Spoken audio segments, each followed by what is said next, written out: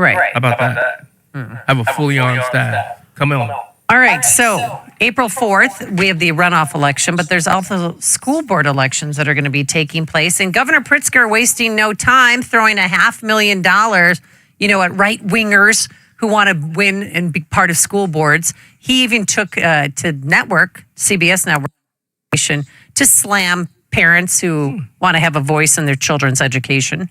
Your office told us you're very focused on school board races in Illinois to make sure extreme right-wing candidates aren't dominating them.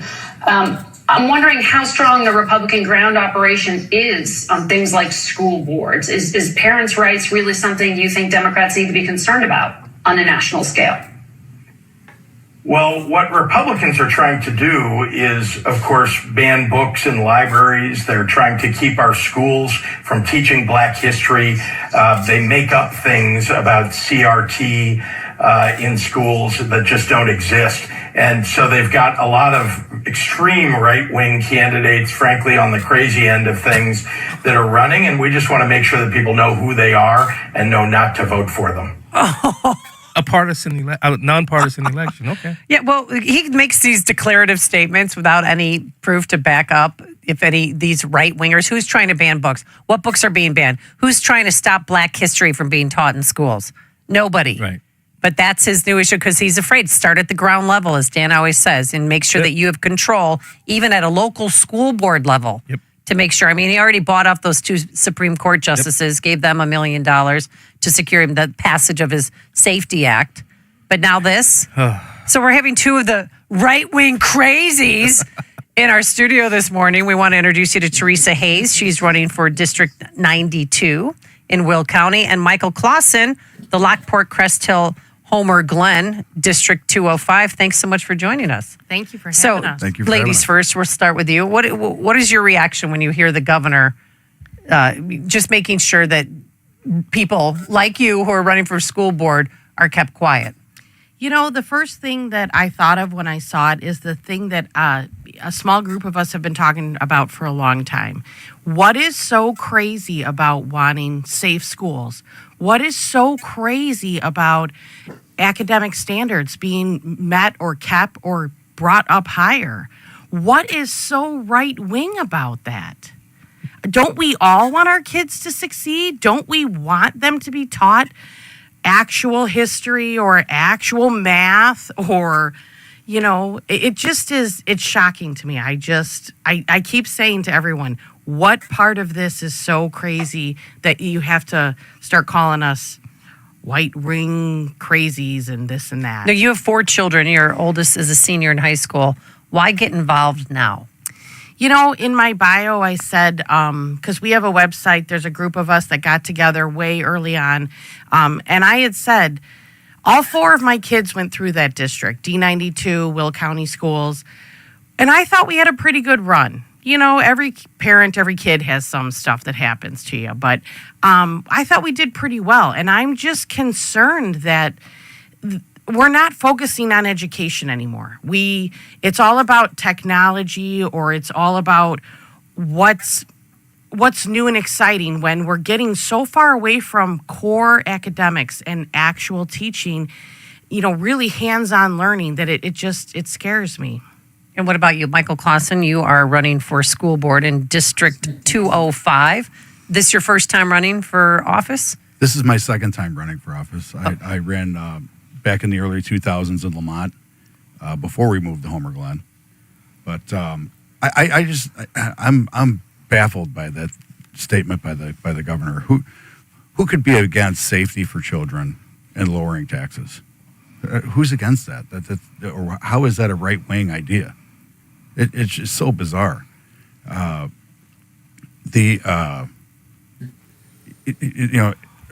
Book banning. Who wants to ban books? They're all lies. They're just throwing lies. Well, there's certain books that are in libraries. I know in a family member's school district that they work in, it's a book called George, and it's about anal sex, and anybody in middle school could check it out. And so personally, I would want that book maybe removed from the shelf. I mean, I'm just trying to think what Pritzker is talking about, but that's fine. There's certain books that I don't think are age appropriate for our children. Yeah, correct. We're I want to get in to see where the age appropriateness is on these books. I mean, we have a certain rating system for our movies and TV shows, but nothing for our education system and our books. Right. So what is so right wing about that? Yeah. Yeah. And I don't think it's so much banning the books, but putting them in a place where a 10-year-old can't check out a book that's not age appropriate. Absolutely. I think that's the librarian, because those are other important races. The librarian board, Right. things of that nature. A lot of And people- Pritzker's getting involved in the librarian board. Yes, because of DeSantis and all of the DeSantis bill that he signed and all that. But whatever.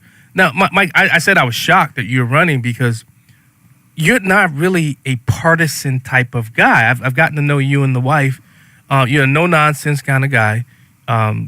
Thank you. You just got involved, really got back involved, because you guys, you're business owners. You were trying to make a living, trying to provide for your families. But what was it that what was that one turning point that happened that you said, Michael Clausen, I'm running for school board? So a few years back in 2018, we were at my son's school, who had an IEP at the time. We were at a meeting for that IEP. Mm-hmm.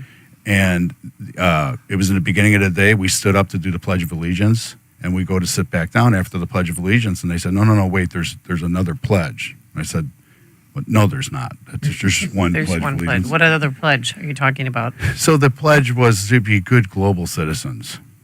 Oh. To be good global citizens? There was a pledge in the school to be good global citizens. You mean like recycle, or what are we talking? Climate? No. Incredible. Yeah, it's incredible. We were shocked. We almost couldn't focus on the meeting after that. We couldn't believe what we were hearing. So we demanded some meetings with the administration, and eventually, after weeks, they actually rewrote it. Do people have their hands over their heart when they're saying this? I've never heard about this one before. So what my son never told us about it. Mm-hmm. So we learned about it firsthand being in the school. So that day we came home and asked him about it, and he said, well, I haven't been participating in it, but the other day my teacher saw me not participating in it and brought me to the front of the class to recite it in front of the class because he said that he couldn't see it. Well, that's not true. He just didn't want to draw attention to himself. So she made him go to the front of the class with tears in his eyes to recite this in front of the class. And I just wonder, who do these people think they are? Who do they think they are? Where is the academics in a pledge like that? Nothing in that pledge said anything about academics. So it motivated my wife and I to get more involved. It threw us into this. We have no choice. Right. The things that they're pushing on our children, it's insane. It's insane. It's not right. And we need to take control of our schools. Are you running with a slate here? We are. So Marty Borisma, Dr. Sandra Rogers, and myself, Michael Clausen, running for District 205 in Lockport. And how many open seats are there? Are there any open seats? 3. So we're running for 3 spots. Okay. Yeah, and we're against 8 people. And sheesh. Speaking of the mask stuff, if you don't mind, one of our opponents was saying he doesn't want to relitigate the COVID experience. Why do I have questions? Maybe not relitigate it, but I want answers to questions that I have. Lockport High School segregated children that wouldn't wear masks. They did? Oh, yeah, they did. After the TRO. Yeah. Really? So they would put them in separate classrooms and they'd have to learn virtually, or did they lock them in the auditorium? In the auditorium. They weren't even a part of the school at that point. So they were shuffled. So when their school day began, they were walked into school and were automatically directed to the auditorium. Yes. Yes, they were. Where there was no education. No learning whatsoever? No, they had their Chromebooks, and so therefore they could check in to their homework and whatnot. But I had heard a couple stories from a couple of kids who said they never even got lunch. Yeah. And parents were sending lunch, and they were throwing it away. Oh, because of what? COVID? Yeah. COVID mandates. And we were part of a school board meeting where the TRO was held up by a parent, temporary restraining order, saying that this is illegal, it's unconstitutional, and the board moved forward with the mandates anyway.